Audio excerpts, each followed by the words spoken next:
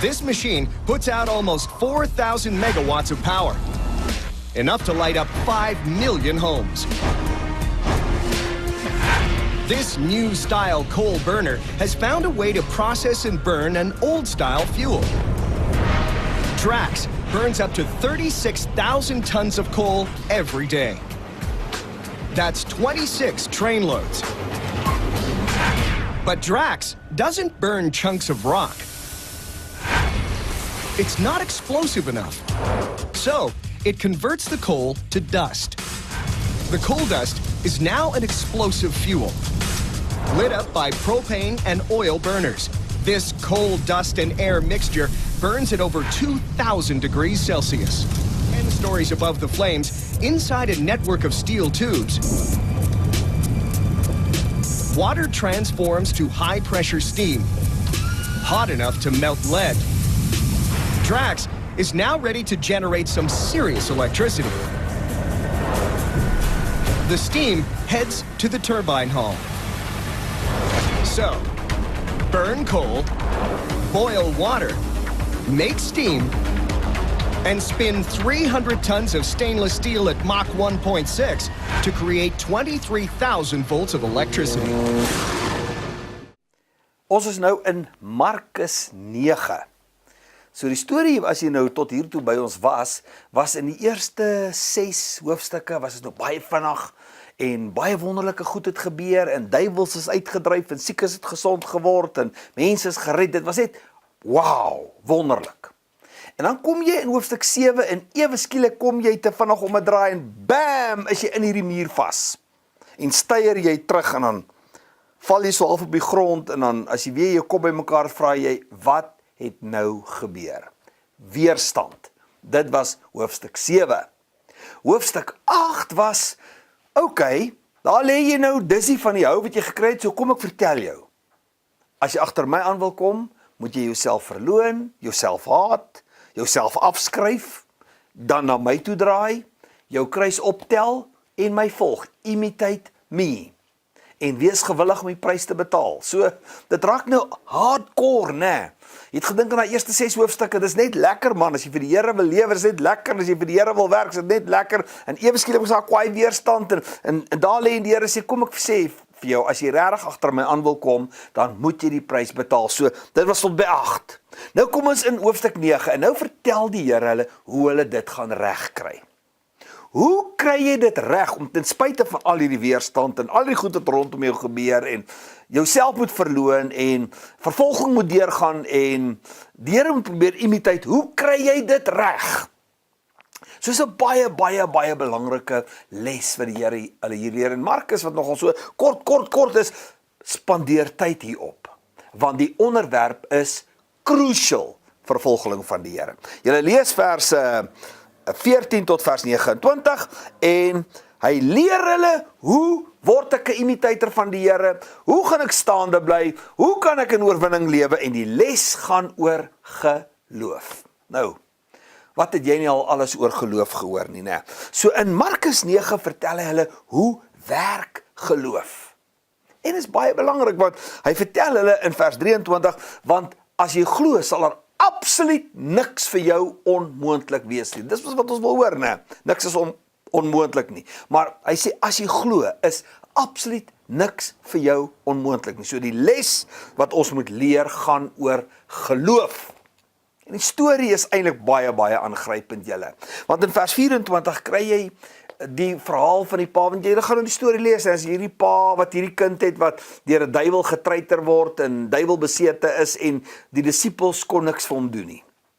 En dan kom hierdie pa na die Here toe, en hy bring sy kind na die Here toe, en die Here vra vir hom, wat gaan aan, en hoe werk dit in trane? Die Bybel sê, en dis die woorde wat my vang, hy 2 woorde vang my, in vers 24 sê hy, in trane het hierdie man met die Here gepraat oor sy kind. So in trane bring hy sy kind na die Here toe. En hier sien ek die wêreld. Hoor ek die wêreld. 'n Wêreld wat vasgevang is in bose kettinge. Ouers huil oor kinders wat vasgevang is in kettinge. En kinders huil oor ouers wat vasgevang is in kettinge. En manne huil oor hulle vroue en vroue huil oor hulle manne. Oor huwelike wat in kettinge is. Hopeloosheid, wanhoop, sonde, siekte, so baie goed wat mense in gevangenisse het, wat 'n mens se hart breek as jy dit alles moet hoor. En soos hierdie man, wat in trane na die Here toe kom, glo ek, mense wat in kettinge is, wil vry wees. Ek glo met my hele hart, mense wil nie ongelukkig lewe nie, hulle wil nie in smart en in pyn wees nie, hulle wil nie in kettinge wees nie, want wie wil? So, hierdie mense wil vry wees, en te veel gelowiges is waar vers 18 se gelowiges is, waar die Bybel sê, en die disippels kon niks doen nie. En wat 'n aanklag as jy wil, teen die kerk van die Here en teen die gelowiges. Hulle kon niks doen nie. So die vraag is dit dalk hoe die meeste gelowiges vandag lyk? Kan ons 'n bietjie daaroor praat? Kyk ons na al die wanfunksionaliteit rondom ons en die gebrokenheid en al die pyn en al die ellende en ons skud net ons kop en huil dalk saam maar kan niks doen nie. Of veroordeel dalk kan nog steeds niks doen nie. Of skud net ons kop oor mense se lewens en sê ek kan nie verstaan hoe kan my so lewe nie en kan niks doen nie. Maar is dit hoekom ons gered is? Om net jammer te voel en niks te doen nie, om net weg te stap en niks te doen nie. Of moet ons glo dat ons elkeen 'n rol kan speel, dat lewens om ons kan verander? Moet ons dit glo? Is dit wat die Here van 'n volgeling van hom verwag? So die punt van die krag van die Here is geloof. Sonder geloof gaan jy nie krag hê nie. En as jy nie krag het nie, kan jy niks doen om mense uit hierdie kettinge uit los te kry nie. En hoe kom ons daar? Want dis vers 29 en sê hy, hierdie geslag van bose magte, met ander woorde, hierdie kettinge breek nie, behalwe deur vas en gebed. Sleutel. So, wat vertel hy ons? As jy nie, nou kyk nou baie mooi, as hy sê, hierdie geslag gaan nie uit, kettinge val nie los, behalwe deur vas en gebed nie. Jy kan nie leer glo nie, maar jy kan leer bid.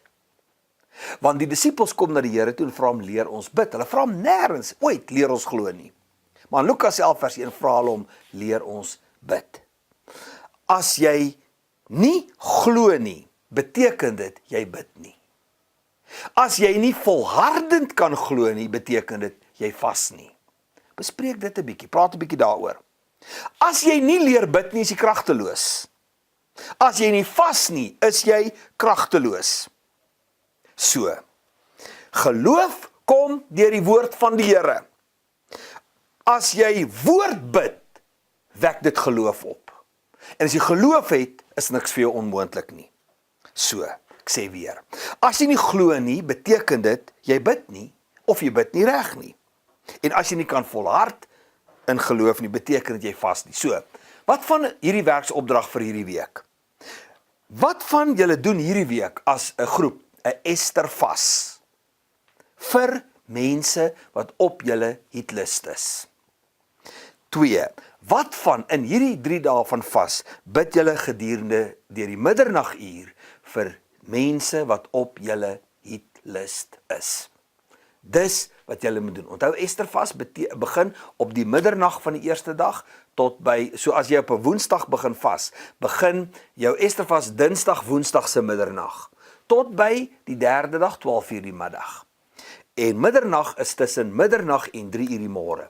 So dis die 2 goed wat ek julle uitdaag om te doen. Want die mense op jou hitlist huil oor hulle self of oor iemand anders.